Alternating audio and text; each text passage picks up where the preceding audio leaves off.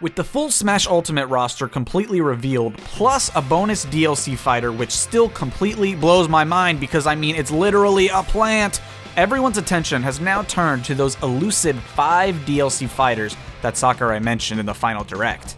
Who could they be? Are they first party? Are they third party? What order will they be in?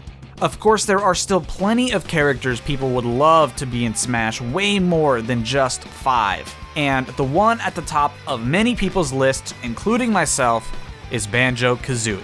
But before we actually get into that, you know I gotta hit you with that promo. I recently launched a brand new shirt. It is a Smash Ultimate shirt in the style of Japanese Smash 64. That was kind of one of my favorite aesthetics, so I absolutely loved it, and I thought it would be great to make a t-shirt out of it for Smash Ultimate's release. So head on over to Aaronitmar.com/shop. If you use the code BANJO at checkout, you can get 10% off of your order. That is your entire order, not just this particular shirt. The coupon code applies store-wide. It comes in a t-shirt, hoodie, and tank top in a variety of colors, so snag yours while you can. Now, everyone has kind of freaked out ever since Sakurai tweeted that Nintendo made the DLC selection this time around, saying we're gonna get Pink Gold Peach and 4 Fire Emblem swordsmen. But just because Nintendo is making the selection rather than Sakurai himself, doesn't mean that they will just straight up ignore the ballot or anything like that. Sure, we may get another character as a promotional stunt like a Fire Emblem Three Houses rep, but that would be a small sacrifice to pay if it meant Banjo or Sora or Geno also joined, right? And it's not like Nintendo said these are the characters you use. Nintendo provided him a list of characters that they've basically approved of for DLC in Smash, and then Sakurai chose 5 based on characters that he think would be good for Smash, characters that could have a realistic moveset, things like that. So it's not like Sakurai has lost all power. He basically is the last line of defense for any character getting into the game. And Banjo doesn't seem too crazy looking at a little bit of evidence that recently came out from several different sources. First is the now famous Vergaben. And I know I say his name wrong, but I will probably say it wrong even if I tried to say it right, so I'm just gonna say it like this and you can't stop me. Anyway, Vergaben's credibility has recently been basically 100%. After he said that Ken and Incineroar were going to be in the game, he was up against the Grinch leak, and of course, Vergaben was right, and Incineroar and Ken were the last 2 characters announced for Smash.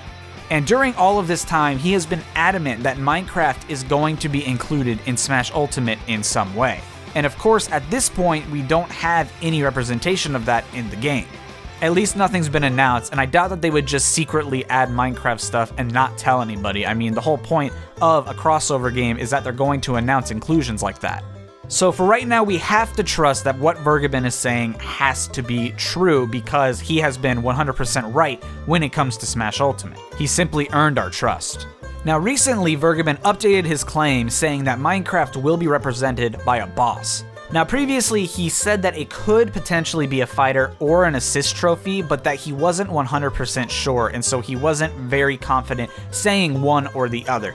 All he knew was Minecraft was being represented, and it turns out now he's saying that this will be a DLC boss.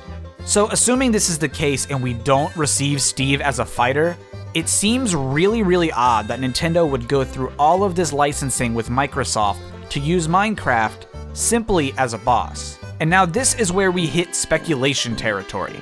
There is a possibility that maybe Nintendo wanted Banjo in the game based on the Smash ballot, and Microsoft would only agree to this if they included Minecraft in some way. To me, this doesn't sound too crazy, but again, it could easily just be my bias for wanting Banjo in the game. Nintendo could want Banjo because of his legacy on Nintendo consoles, and he would just be a supremely popular character if he was added to Smash. But Microsoft doesn't really have anything to gain from advertising an old IP that they never use. Sure, they would get revenue from the DLC purchases, but they're not really gaining much as far as their property. But they absolutely would benefit from Minecraft being included, as that game is still updated and played by millions to this day. So if they came to an agreement saying, okay, you can use Banjo, but only if Minecraft is also involved, then it would kind of be a win-win situation in my opinion. Both companies get something great out of the deal.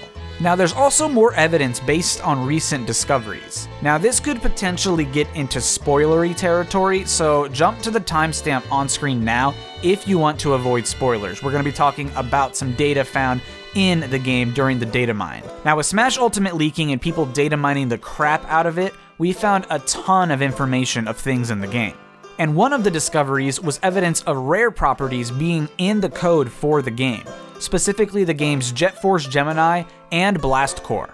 Now both of these are likely spirits because I very much doubt either of them are going to be actual fighters, but based on people's experiences with the early leak of the game, these spirits haven't really been found, so their information is in the game, but they aren't exactly visible yet. So this sort of adds to the theory that maybe we're going to get some kind of a Microsoft DLC pack. Banjo as a fighter, either a Banjo or Minecraft style stage, a boss for Banjo's classic run, music, and some Microsoft-owned spirits all bundled together. Nintendo and Microsoft could have easily come to an agreement well before the release of Smash Ultimate, and they simply started on preliminary work for the spirits without actually implementing them yet. They announced the 5 DLC characters before the game was even out, so it isn't crazy at all for them to do work for the DLC ahead of time. But what gets me most excited about Banjo potentially being in Smash is that his moveset could just be so good. Across all of Banjo's games, he and Kazooie just learn a metric ton of abilities, so there's just plenty to choose from as an official moveset in Smash. Except for nuts and bolts. We don't need Banjo being like Wario and driving a car across the stage. Banjo already has a basic jab in the game, and Kazooie's Rat-a-tat Rap would be the perfect flurry attack.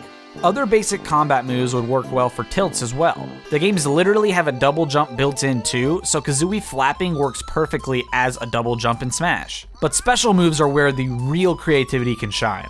Neutral Special could focus all on eggs. It could almost work like Olimar and Alf's Pikmin, where it kind of cycles through different eggs in a set order. So many characters in Smash Ultimate have some additions to their actual HUD. Cloud has his limit, Robin has stamina for all of his or her gear, Villager and Isabelle both have an indicator for what they're currently holding in their neutral B, so it would be really easy to implement this as well for Banjo and indicate which egg is going to pop out next. Blue eggs could be standard damage, fire eggs would obviously do burn damage, grenade eggs could explode, ice eggs could freeze after a certain percent, kind of like Ice Climber's down B, and golden eggs could be a triple burst of standard blue egg damage. There are a couple options for up B as well.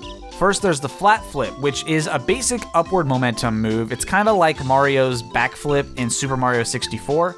Or there's also the beak bomb, kind of like Pit or Dark Pit's recovery, except it would have a big hitbox and it would move much faster. Kazooie can obviously fly as well, but that's probably not going to be in the game because Meta Knight had that in Brawl and we know how badly that turned out, so they've kind of gotten rid of that mechanic altogether in Smash. Side B could be the Beak Barge, which is one of Kazooie's earliest moves. Final Smash I could see going one of two ways. Either the Ginginator appears and kind of just bounces between opponents hitting them over and over again, or Kazooie transforms into Dragon Kazooie and barrages the opponents, kind of similar to Diddy Kong or Sonic. And while brainstorming and seeing what other people came up with by way of Banjo's moveset, I actually found this really well illustrated moveset someone did before Ultimate was even revealed back for Smash 4. And some of my ideas did line up with this, but I think their ideas for taunts are just perfect. Up taunt has Banjo pulling out a Jiggy before Kazooie eats it, just like their iconic little dance that they do every time they collect a Jiggy. Side taunt has Mumbo transform Banjo, and here they have the washing machine shown. I'd like to think that it could be a random transformation, kind of like how Pac-Man holds up a random sprite during one of his taunts, but I get that that would be a ton of modeling work, modeling each transformation just for a quick 1-second little thing, so I think that the washing machine would probably be the best bet if only one of these can be chosen. And finally, down taunt has Banjo and Kazooie playing on a Game Boy, which is an easy callback to the actual file select, which had them doing exactly that. But I've just seen so many different moveset ideas, some were similar and some were wildly different, that it just goes to show two things. One, Banjo is absolutely one of the top requested characters for Smash by far. And two, there is just so much creative potential with his moveset that I think it would be an incredible shame if he wasn't included in Smash. Even if he may be a projectile spammy character, I would unashamedly main him all day long. And along with that, Banjo just brings with him such a beautiful soundtrack. If we get only one thing from Nuts and Bolts, the soundtrack would be perfect. There's just such fantastic compositions from these games. Classics like Mumbo's Mountain, Click Clock Wood, or Spiral Mountain, or even new favorites from Nuts and Bolts, like the Main Theme Rock remix or Testo track.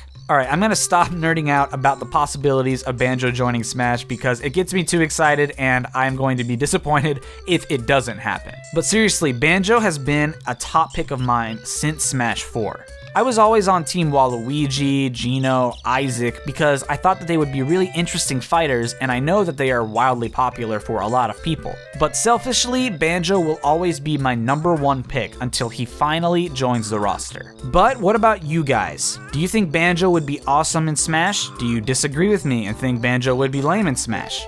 And then of course there are those mysterious 5 DLC spots. I'd love to know who you think actually fills all of those, who you would want to fill all of those, and anything else. I don't know what else. What stages maybe, what music. I'm hyper focused on the fighters, and if one of them isn't Banjo, I'm going to cry. And if one of them is Banjo, I will probably cry too. But that, guys, is going to do it for this video. I hope you enjoyed. If you did, be sure to leave a like down below. If you guys are new here, be sure to subscribe. And don't forget about the t-shirt sales. Those are not going to last forever, so be sure to grab one while you can. I hope you guys enjoyed the video. Peace out, and I hope you guys have an awesome day.